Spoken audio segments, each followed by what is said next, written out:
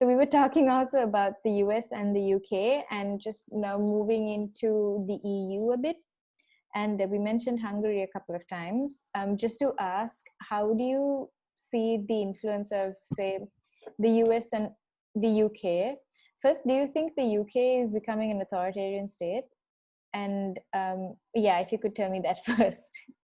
The UK, I don't think it's becoming an authoritarian state. I mean, at the beginning of the lockdown here, there were a number of things happening which were quite concerning for a political scientist like me. You know, you'd see the police, or at least reports of the police, overstepping the mark with regard to what were actually quite ambiguous and remain quite ambiguous rules. So, you know, stories about, you know, people being told, you know, that you shouldn't be buying this because it's not an essential good, or you know, bothering people in settings where they were allowed to be there based on the regulations.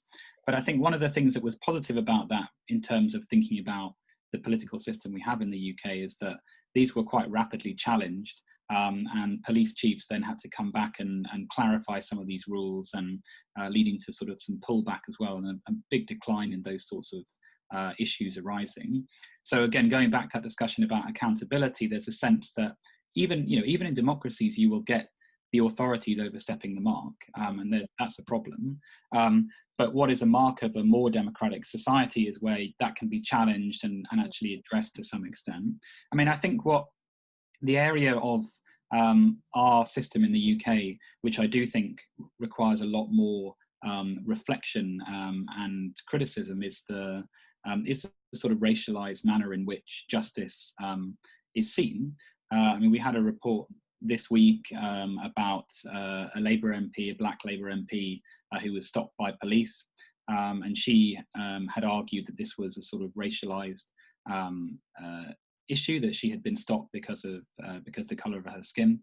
That's been contested by the police, as far as I understand it, at this point. But anyway, the point is that we have to move away from the idea that a democracy such as the UK is a democracy because everyone is treated in the same way and it has the same fair treatment. I think we do have a lot more ability to challenge government overstep than many other parts of the world, but that doesn't mean that everyone has the same fair shot and the same sort of rights, effectively, or at least the right to be treated in the same way by the authorities. So I wouldn't say that the UK is authoritarian, but I think we do see some authoritarian practices, and those are often linked to existing inequities and inequalities that we can see in society.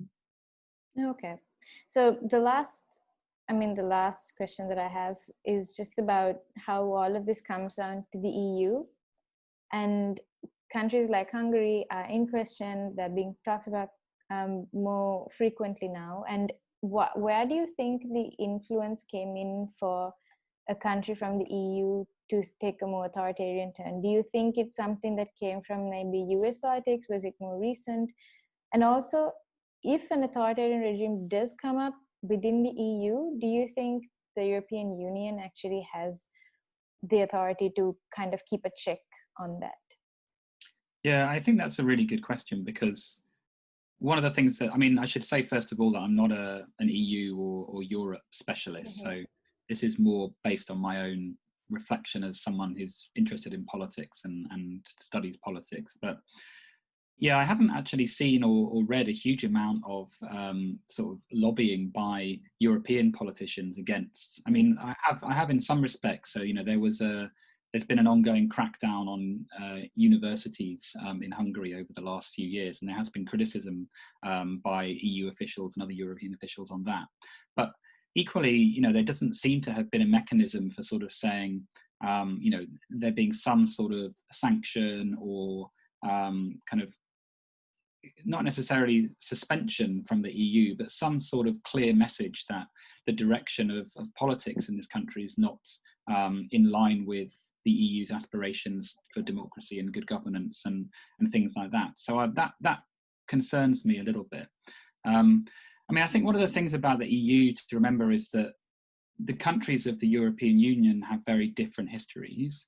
I mean, you know, Britain, we have this sort of romanticized view that we've been a democracy for hundreds and hundreds of years. We've certainly been more open than many other countries. But then if you look at somewhere like Spain or Portugal or Greece, these are countries which were military dictatorships until the 1970s. A lot of Eastern Europe was authoritarian, kind of either as part of the Soviet Union or as a Soviet proxy state until the 1990s. So there are very different historical and cultural experiences with democracy in particularly Eastern Europe. And I think that thinking about a situation like Hungary's has to take that into account. You know, what are some of the political, cultural dimensions of what's happening there, which we can understand as what's led to the current situation? What are some of the existing tensions within society and politics which are giving more legitimacy to some of those measures, you know, particularly around nationalism as well.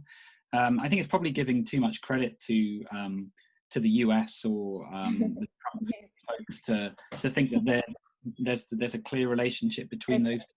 But I do certainly agree that there has been an increase under Trump of this sort of implicit support for these sorts of systems. So Hungary or Putin or those sorts of political systems, even North Korea, the Trump administration or Trump himself has said things or indicated that he has some sort of respect for this model of politics.